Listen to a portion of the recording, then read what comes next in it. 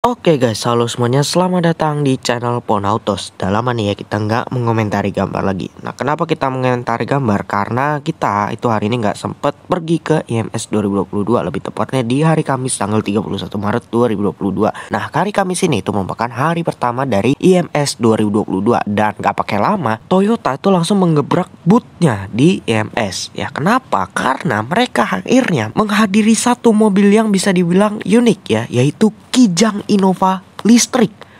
Listrik loh ini loh. Pertama kalinya di sebuah Kijang ya, saya kaget loh pertama kali ngeliat gambar ini ya. Jadi di Instagram itu sekarang lagi viral banget nih ya soal gambar yang satu ini, yaitu Kijang Innova EV. Nah, karena ini masih mobil konsep, jadi kita nggak bisa tahu harganya, tahu spesifikasinya, dan kita pun juga nggak bisa masuk ke dalam interiornya. Mungkin kalau kalian udah nonton beberapa video di YouTube gitu ya, itu nggak ada yang boleh ngakses si Kijang Innova listrik ini, cuma bisa dilihat secara eksterior aja. Dan kalau mau lihat interior pun itu mesti dari luar yang ngintip di jendela. Nah, bukan hanya mobil ya, melainkan di samping mobilnya itu juga ada sebuah video presentasi ya dari si Toyota Kijang Innova EV ini. Ya, kalau kalian mau tahu lebih detailnya bisa cek di videonya Bang Hilsat itu ya. Nah, tanpa lama-lama lagi langsung saja kita akan lihat apa saja bedanya yang ada pada Kijang Innova EV ini. Sudah kelihatan jelas ya bahwa sekarang untuk grillnya dia sudah ditutup, benar-benar ditutup, gak ada satupun lubang yang kelihatan di grillnya ini. Ini khasnya mobil listrik banget sih ya. Kenapa? Karena dia tuh nggak perlu lubang-lubangan. Ya jelas lah orang ini mobil listrik ya kan. Jadi yang ada di depan sini itu bukanlah mesin, tapi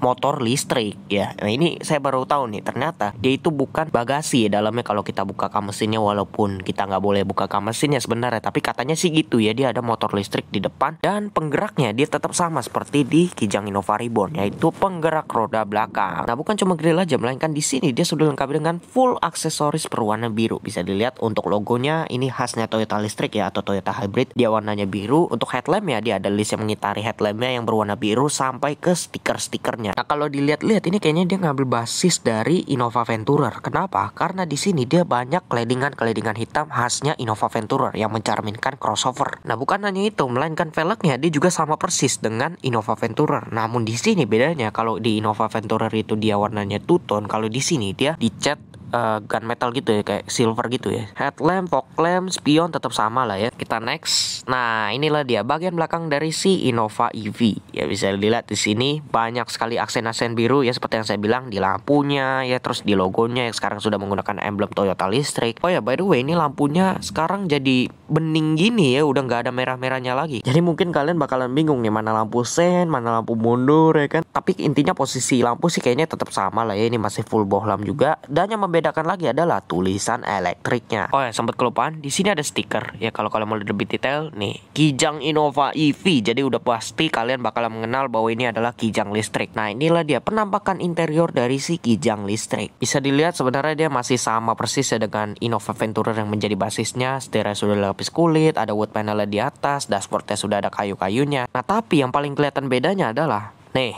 tuas transmisinya yang sekarang sudah berganti menjadi tombol. Jadi sudah bukan tuas transmisi normal dengan model G-type lagi ya.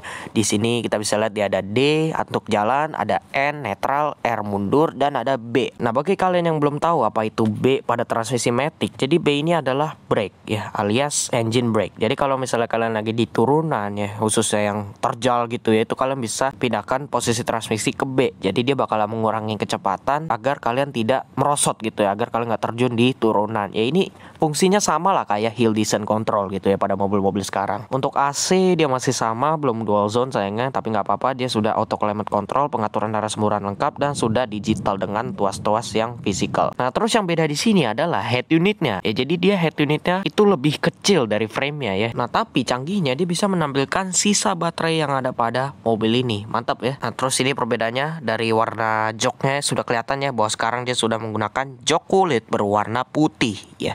Ini pertama kalinya sih di Innova yang ada pada Indonesia ya, karena selama ini Innova kan menggunakan jok kulit berwarna hitam ya, bahkan ada yang fabric tapi semuanya warna hitam. Kalau ini putih, jadi kesannya lega gitu ya. Dan ada tulisan Innova EV pada headrestnya. Itu aja sih perbedaannya kalau dari interior ya. Seperti yang saya bilang tadi, untuk spesifikasinya kita belum tahu ya, baterainya dia menggunakan baterai apa ya. Bisa jadi sih kalau menurut saya dia menggunakan baterai yang ada pada Toyota BZ4X ya, kita nggak tahu juga. Tapi ini hanyalah mobil konsep yang belum secara resmi diproduksi, hanya untuk dipajang di IMS 2022 dan katanya ini durasinya hanya sehari saja ya, kita nggak tahu lah nanti besok masih ada atau enggak. Gitu aja untuk vlog singkat kita pada hari ini. Jangan lupa kalian untuk klik tombol subscribe ke channel Ponautos serta juga dengan tombol lonceng, like video ini jika kalian suka, dan share video ini ke teman-teman dan mulai sosmed Anda. Terima kasih menonton, salam otomotif, bye.